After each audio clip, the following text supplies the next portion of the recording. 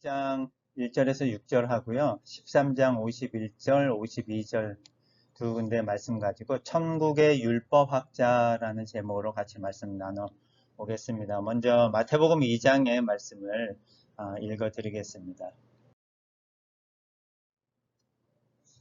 예수님은 헤롯 왕 때 유대 베들레헴에서 태어나셨다.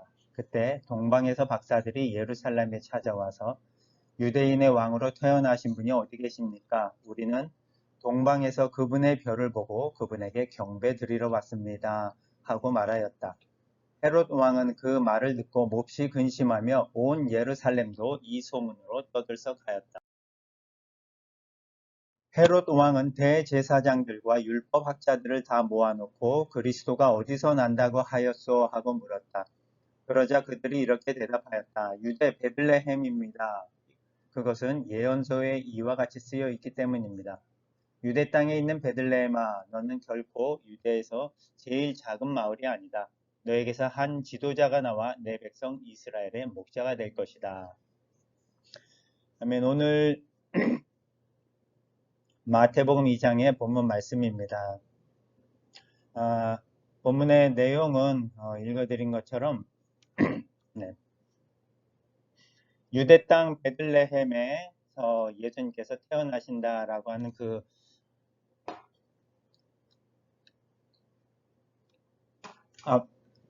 오늘 날씨가 추운지 목이 좀 메이네요. 네, 죄송합니다.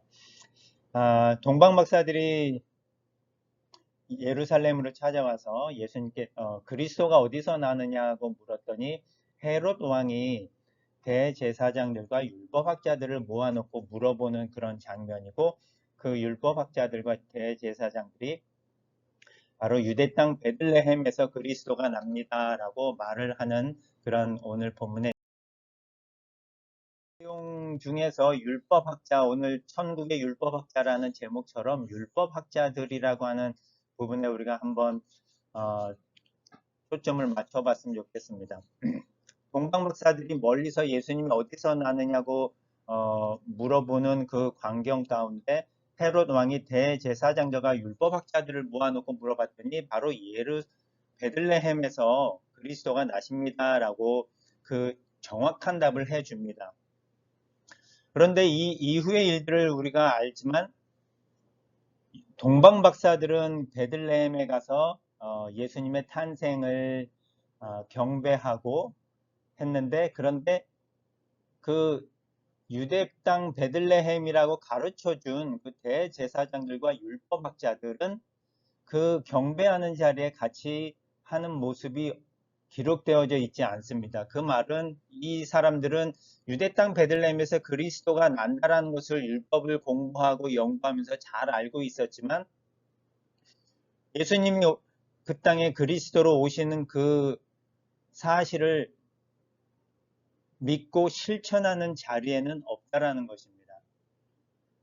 그냥 연구한 그 내용을 갖고 아는 지식은 있었지만 그 지식을 갖고 실천하기에는 너무도 거리가 먼 자리에 있었던 사람들이 바로 율법학자들입니다.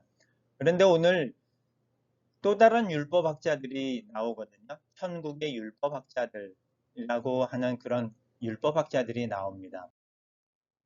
마태복음 13장에 저희가 천국의 하늘나라의 그 비유에 대해서 계속 나누고 있었는데, 예수님께서는 그 제자들에게 하늘나라의 비밀을 아는 것을 허락해 주셨고, 또 다른 사람들은 그것을 허락받지 못해서 그 비유를 깨닫지 못하는 상황 가운데 있다고 말씀하십니다. 하늘나라의 그 비밀을 아는 특권과 그것을 갖고 있었는데, 그 하늘나라의 비밀은 다른 것이 아니라 골로새서 2장 2절에 보면 하나님의 비밀인 그리스도를 알도록 하기 위한 것입니다 라는 말씀을 통해서 봤을 때, 그 하나님의 비밀은 바로 그리스도 예수님이시거든요. 예수님이 어디에서 태어나는지를 잘 알고 있는 율법학자들도 이 하나님의 비밀인 그리스도를 예배하고 또 경배하는 자리에는 있지 못했다는 그런 사실입니다.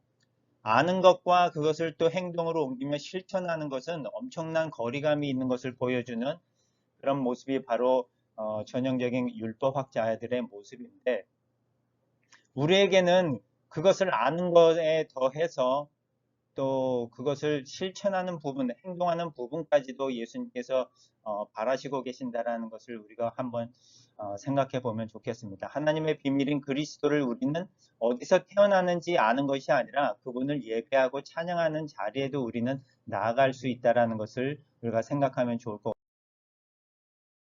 마태복음 오늘 또 다른 본문 말씀인데요. 13장 51절과 51절에 보면 말씀을 마치시고 예수님이 그들에게 이 모든 것을 이제 알겠느냐 비유를 말씀하시고 제자들에게 물어보시는 거거든요. 그랬더니 제자들이 예 알겠습니다 하고 대답하였다. 그러자 예수님은 그들에게 그러므로 하늘나라의 가르침을 받은 율법학자는 마치 자기 곳간에서 새 것과 낡은 것을 꺼내는 집주인과 같다라고 비유의 말씀을 하십니다. 여기에 또 다른 율법학자가 나옵니다. 이들은 하나님 나라, 하늘나라의 가르침을 받은 율법학자입니다. 짧은 말로 천국의 율법학자라고 부를 수 있습니다. 이 사람들은요, 마치 자기 곳간에서 새 것과 낡은 것을 꺼내는 집주인과 같다. 천국의 율법학자가요, 마치 자기 곳간에서 새 것과 낡은 것을 꺼내는 집주인과 같다. 이 말씀이 무엇일까라고 하는 부분을 한번 생각해 봤으면 좋겠습니다. 예수님 그리스도가 어디서 태어나는지를 알고 있었던 율법학자와는 또 다른 부류의 율법학자인데 천국의 율법학자들이고 예수님께서 하나님의 비밀이라고 하는 그 사실을 가르침을 받고 그 가르침을 실천하며 살아가는 이 천국의 율법학자들은 마치 자기 곳간에서 새 것과 낡은 것을 꺼내는 집주인과 같다라고 합니다. 일반적인 해석으로는 낡은 것이라고 하면 구약에서 사용되어져 있고 주어진 율법을 말을 하고 있습니다. 율법학자들이 그 율법에 대해서 아주 박식하고 잘 아는 것처럼 유대 베들레헴에서 그리스도가 나십니다 라고 하는 그 낡은 것 율법을 말을 하고 있고 새 것이라고 하면 예수님의 새로운 가르침을 말하고 있습니다. 바로 하나님의 비밀이 그리스도다라고 하는 그런 사실입니다. 기존의 율법학자들은 이 낡은 율법에 대해서만 알았지 새로운 것에 대해서는 몰랐는데 천국의 율법학자들은 이 율법에 대해서뿐만이 아니라 새로운 것, 예수님의 가르침, 예수님이 바로 하나님의 비밀이시고 우리의 구원의 주님이 되신다라고 하는 그 사실까지도 알고 있는 천국의 율법학자들입니다. 그래서 낡은 것과 새 것을 곳간에서 꺼내는 집주인처럼 이 모든 율법과 예수님의 가르침에 대해서 온전히 다 이해를 하고 그 말씀대로 필요한 때에 그것을 인용하고 실천하고 행동하고 믿음으로 보여줄 수 있는 그런 천국의 율법학자들을 말하고 있습니다. 그런데 이 천국의 율법학자들, 낡은 것과 새 것을 꺼내는 집주인과 같은 이 율법학자들을 또 다른 면으로 우리가 적용을 해봤으면 좋겠습니다. 올 한 해가 다가고 또 한 해를 마지막 보내는 의미와 또 새로운 한 해를 맞이하는 그 시간에 이 낡은 것과 새 것이라고 하는 것에 대한 의미가 분명히 율법과 예수님의 새로운 가르침이라고 하는 부분도 있지만 또 다른 면으로는 우리가 지난 한 해 동안 우리의 삶을 통해서 경험하고 또 그것을 통해서 배운 교훈을 우리가 또 옛것, 낡은 것이라고도 우리가 할 수 있습니다.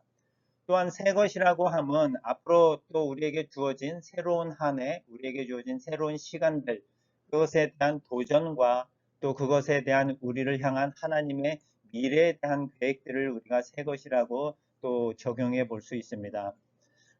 우리에게 주어진 이러한 시간들 속에서 지나온 시간들은 낡은 것이지만 그것을 전혀 무시하고 생각하지 않는 것이 아니라 그것도 중요하고 또 우리에게 다가올 시간들도 우리에게 중요하고 두 시간들을 또 그것을 통해서 우리가 얻는 경험과 또 그것에 대한 기대나 미래들을 곳간에 있는 것을 꺼내 쓰는 집주인처럼 우리도 낡은 것과 지난 것과 새로운 것, 오는 것들을 잘 조화롭게 사용할 줄 아는 그런 집주인처럼 우리도 살아갔으면 좋겠습니다.